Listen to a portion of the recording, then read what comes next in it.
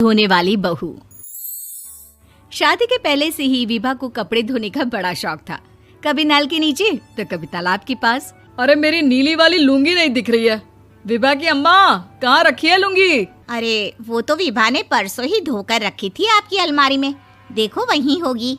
वो ना मैंने आज धो दी, मुझे लगा कि गंदी हो गई होगी। अरे कैसे गंदी हो गई थी? उसे तो मैंने पहना भी नहीं। हे भगवान, इस लड़की के कपड़े धोने की आदत से परेशान हो गया हूँ मैं। जितना तो घर में राशन नहीं आता, उससे कहीं ज्यादा डिटर्जेंट पाउडर का खर्चा है। इसकी शादी करवा दो, शादी जाए अपने घर में ही करे काम, फिर चाहे घर के कपड़े धोने हो या पूरे गांव के। हाँ ठीक बोल रही हो, देखता हूँ मैं कोई लड़का। वो दिन भी आ जाता है जब विभा को देखने लड़के वाले आ जाते हैं। लड़की मुझे अच्छी लगी। होने वाली सास कहती है, बेटी अगर कुछ पूछना है तो पूछ लो। वैसे तो हमारी लड़की बहुत ही शर्मीली है, जो बोल दो वो मान लेती है, इसे क्या पूछना होगा। अरे कैसी बात कर रही हो माँ, मुझे इन लोगों के घर रहना है, सवाल तो कई है। हाँ हाँ बेटा, पूछ लो ना, क्या पूछना है।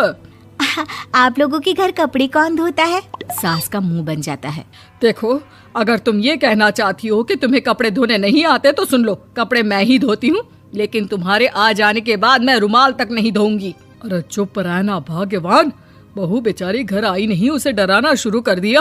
वो क्या है ना बिटिया, अभी तक तो ये कल्लू की माँ ही धोती थी, लेकिन अब तुम्हारे पापा तो दहेज में वॉशिंग मशीन देंगे ही।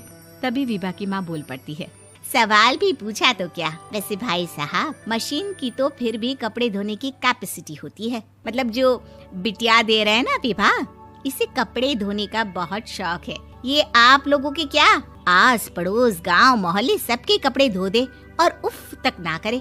बाहर देखा नहीं आपने कितने कपड़े सूख रहे हैं? सब हमारी बिटिया ने ही तो धोए हैं। बस भी करो ना माँ, शर्म आ रही इतनी तारीफ सुनकर। और तो और एक दाग निकाल कर दिखाओ तो मान जाओ। हाँ अच्छा अच्छा, माफ करना बेटा, मैंने गलत समझा। हमें तो रिश्ता बहुत पसंद है। और ऐसे जुड़ जाता है रिश्ता कपड़े धोने का शौक रखने वाली विभा का। उसकी शादी हो जाती है कोयला फैक्ट्री में काम करने वाले कल्लू के साथ। शादी के बाद अचानक विभा चिल्लाती हुई सास के पास आती है। सासू माँ, अरे सासू माँ कहाँ है आप? ये तो धोखा है, धोखा दिया आप लोगों ने मुझे। इसे ससुर के चक्कर के बारे में पता चल गया। अरे तो उसमें तुझे क्यों धोखा मिला है? अरे नल में पानी नहीं आता, कपड़े कैसे कब धुलेंगे? अच्छा अच्छा, तू पानी नहीं आ रहा उसकी बात कर रही है। तो आपने क्या सोचा? कुछ नहीं। अच्छा हाँ, तेरी माँ ने कहा था कि कपड़े धोने का शौक है तुझे, याद आया मुझे। शौक शौक बोलकर कपड़े धोने वाले मेरे जुनून को कम ना आके सासू माँ, कपड़ा धोना मेरा गुरूर है। तभी पति भी वहाँ आ जाता है। अभी अभी मैंने इसे सनी देओल की फिल्म दिखाई है, उसी के डायलॉग मार रही है माँ। अच्छा सुन, साफ साफ बता रही हूँ, पानी सुबह 4 से 6 और शाम को 10 से 12 आता है, समझी? विभा टाइमिंग सुनकर हैरान हो जाती है। ये क्या भूतों का मोहल्ला है? सुबह 4 बजे उठकर कौन कपड़े धोता है? 4 बजे टंकी में पानी जाता है, फिर सारा दिन धोना ना, किसने मना किया?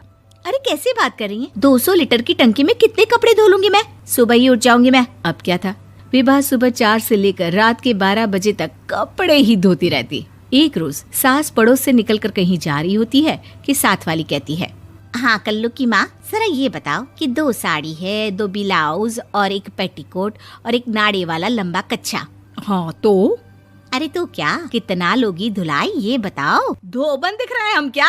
हमारे पति सरकारी नौकरी से अभी अभी रिटायर हुए हैं और बेटा सुपरवाइजर है कोयला फैक्ट्री में।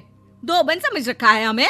हाय रे कल्लू की अम्मा, माफ कर दो, वो तो मोहल्ले में यही सब बता रहे थे कि तुमने बहू को कपड़ा धुलवाने के काम में लगा दिया है। सास को पड़ोसन की बात सुनकर गुस्सा आ जाता है। वो घर पहुंचती है जहां घर के बाहर ही इतने सारे कपड़े सूख रहे होते हैं जितने कि किसी धोबन के घर पर। अरे ओ कल्लू की दुल्हन, बाहर निकल।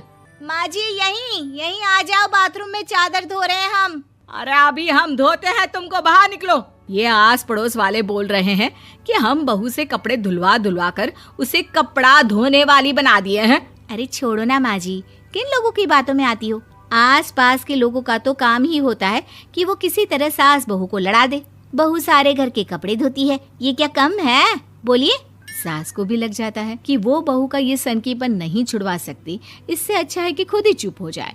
एक रोज सास और बहू मंदिर जाते हैं, जहाँ सास की साड़ी वहाँ खड़ी भीख मांगने वाली से मिलती है। माँ जी क्या बात है, आपकी साड़ी उस भिखारन से कितनी मिल रही है ना? हाँ हाँ देखो तो, दोनों की साड़ी मिल रही है। क्या बात है कल्लू की अम्मा, तुम खुद को तो अफसर की बीवी बताती हो और ऐसी सिंपल सी प्लेन साड़ी पहनकर घूमती हो। सिंपल और प्लेन नहीं है ये साड़ी। तो क्या सोने के धागे से फूल बने हैं? कुछ भी सासू माँ, कुछ भी। हाँ, बने थे इस साड़ी में सोने के धागे से फूल। मेरे पति लेकर आए थे मद्रास से स्पेशली मेरे लिए 10,000 की। ताहे भाई साहब इस भिखारन के लिए भी सेम टू सेम साड़ी लेकर आए होंगे 10,000 की। सास उस वक्त तो कुछ नहीं कहती, लेकिन बहू के साथ घर आती है और अलमारी से एल्बम निकाल कर लाती है। ये साड़ी देख रही है, ये वही साड़ी है जिसे मैंने अभी पहना था। इस साड़ी में ये जो चमकदार फूल दिख रहे हैं ना, ये सोने के धागों से काढ़े गए हैं। लेकिन तू लोकल वॉशिंग मशीन ब्रश से घिस घिस कर सारे फूलों को निकाल कर साड़ी प्लेन कर दी।